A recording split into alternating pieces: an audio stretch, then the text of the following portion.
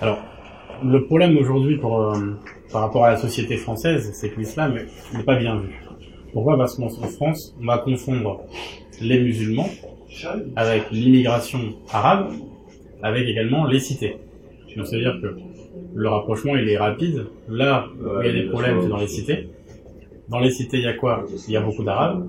Et les arabes sont quoi? Sont musulmans. Voilà le rapprochement qu'on fait en France, le raccourci qu'on fait, et qui justement crée dans la société un problème. Parce qu'aujourd'hui, il y a des problèmes dans les quartiers défavorisés, donc le raccourci, il y a des problèmes avec les musulmans. Ce qui est aujourd'hui pas loin d'être la vérité. Parce que les musulmans français, il y a des Français nés en France, de la campagne, ils font bien, il y a de plus en plus. Il y a de plus en plus de conversions en France, de Français de souche, on appellera Français de souche. Il n'y a pas que justement l'immigration, il n'y a pas justement que dans les quartiers difficiles, etc. Donc aujourd'hui, on part de là. En France, on part de là. Et en France, comme dans d'autres pays, on part de ce principe-là qui dit que quartier pauvre égale immigration égale islam égale problème. Donc, islam égale problème. C'est très rapide à faire, mais malheureusement, voilà. On souffre de ça et c'est un peu de notre faute quand même. C'est-à-dire que les musulmans aujourd'hui, en France et même je pense partout ailleurs, sont pas soudés entre eux. Sont pas assez soudés. Il y a des communautés, il y a autour des différentes mosquées, comment dirais-je, des groupes, il y a des communautés, mais au niveau national, au niveau international, les musulmans souffrent d'un gros problème d'union, ce qui fait que, au final, plus on se divise, et plus on est faible. C'est ce qu'on voit par exemple en Palestine. Si on voit le Fatah et le Hamas, les deux sont pour la même cause, mais ils n'arrivent pas à s'entendre. Alors comment on fait? Il y a les musulmans qui s'entendent pas, mais qui veulent quelque chose avec un ennemi. Donc c'est impossible de gagner tant qu'ils sont divisés. Là, c'est un peu le même problème partout. C'est que on peut pas diffuser l'islam si on n'arrive pas nous à être à être soudés entre nous. Bon, le problème aujourd'hui, il est que les musulmans ont une mauvaise image.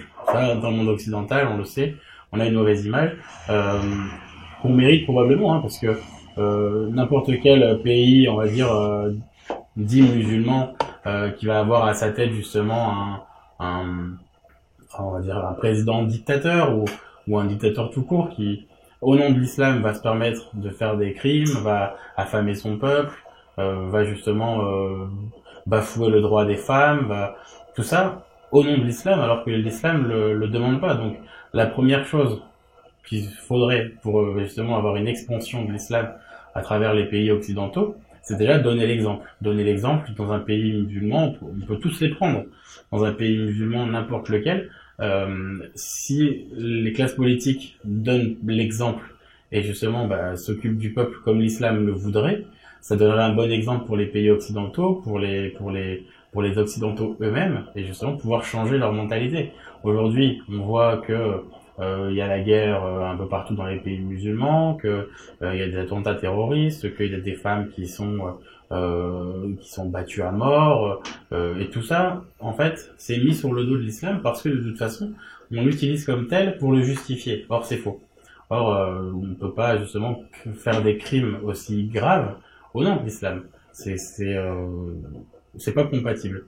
Mais c'est l'image qu'on donne, c'est l'image que les pays musulmans donnent dans les pays occidentaux, où peut-être pas le même genre de crime, mais où les gouvernants se comportent pas du tout de façon musulmane non plus, de façon donc voilà, c'est le problème des pays donc musulmans, puisque les dirigeants, les présidents, les rois, peu importe, ceux qui gouvernent, pour beaucoup ont perdu cette essence de l'islam. Ils ont perdu justement le message qui était justement d'essayer de gouverner, mais sans pénaliser les gens, sans maltraiter les gens. Ils sont pour la population et pas pour eux. Et le souci aujourd'hui, c'est que les gouvernants, que ce soit en Occident ou dans les pays musulmans, gouvernent pour eux-mêmes. Ils gouvernent pas pour le peuple. Et ça pose justement les soucis parce que à partir du moment où ils ont un peu de pouvoir, peu importe s'ils vont plus respecter l'islam, ils vont tout faire en sorte pour justement garder ce pouvoir pour leurs intérêts personnels, l'intérêt des proches, de leurs amis et tout ça. Donc aujourd'hui, c'est l'image qui renvoie de l'islam, c'est ça, c'est cette image de dictature, de terrorisme, de crimes perpétrés au nom de l'islam. Et on peut pas diffuser un message de paix, nous, en tant que petits citoyens, parce que ce message de paix, il va être justement tronqué, il va être biaisé par le fait que les principales personnes visibles se comportent mal au nom de l'islam. Il y a des tas de problèmes pour moi. Aujourd'hui, on peut pas diffuser, on peut pas dire crédiblement à quelqu'un en France, tu sais, l'islam c'est l'amour, l'islam c'est la paix, l'islam c'est beau. Et à côté de ça, avoir à la télé des reportages, avoir des articles dans la presse sur les terroristes islamistes, les pays musulmans qui vont faire ça, peu importe, à une femme, ils vont bien se comporter, ils vont imposer des choses, ils vont interdire d'autres choses.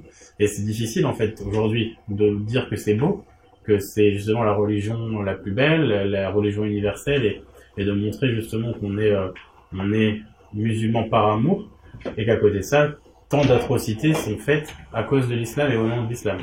Donc c'est le plus grand problème aujourd'hui. Comment on peut diffuser l'islam? En ayant un meilleur comportement. Donc le meilleur comportement, ça va du dirigeant d'un pays musulman à un voisin de palier. Tu te comportes bien avec tes voisins, avec tes amis, avec ta famille.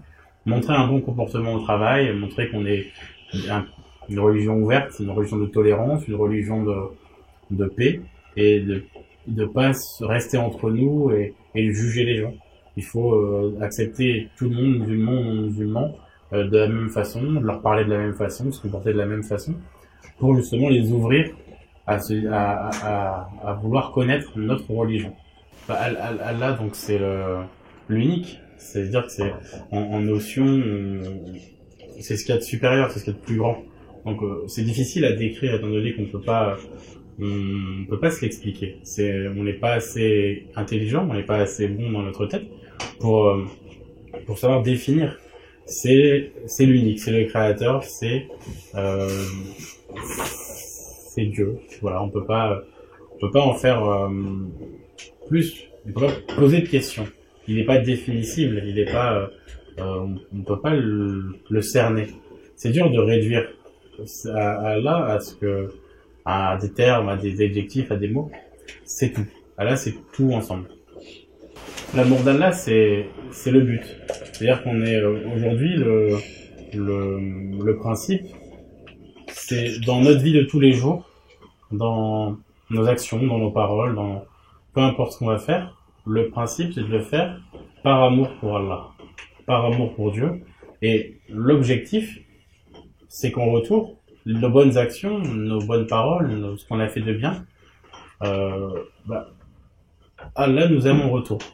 Donc le principe, c'est de faire en sorte qu'Allah nous aime en l'aimant, en l'adorant et en faisant pour lui toutes les bonnes actions possibles en son nom. C'est pour ça qu'on parle de l'amour en Dieu. On aime notre frère en Dieu, on aime notre femme en Dieu, notre famille en Dieu. C'est pour Dieu qu'on aime les gens, qu'on aide les gens, et au fur et à mesure de toutes ces bonnes actions, on gagne l'amour en Dieu. L'univers, c'est la création d'Allah. C'est-à-dire que l'univers, par définition, il se termine pas, on sait pas. On a l'impression, nous, que la Terre, c'est le centre de l'univers, que justement, il y a que nous, et que on est ce qu'il y a de plus important dans l'univers.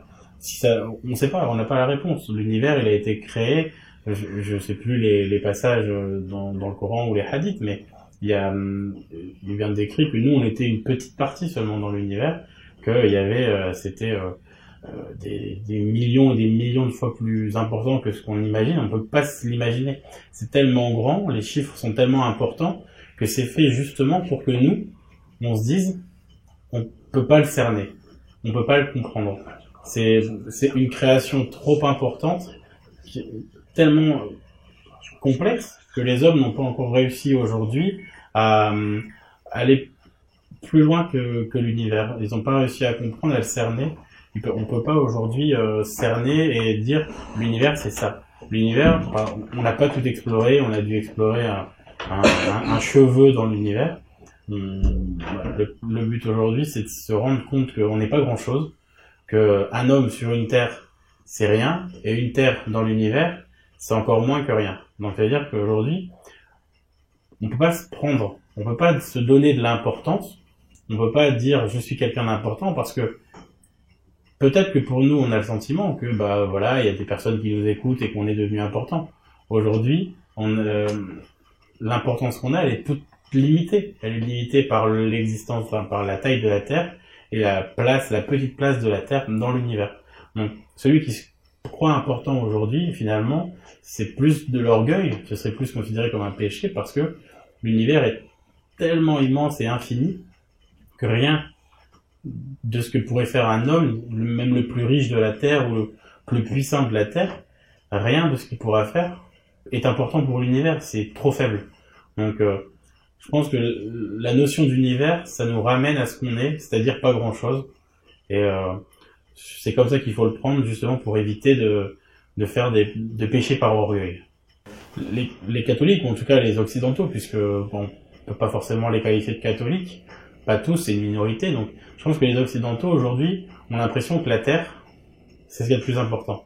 Et que le but du jeu, c'est d'être vu. C'est d'être le plus connu, le plus puissant, le plus riche, le plus rigolo, ou le meilleur au foot, ou le meilleur en chanson.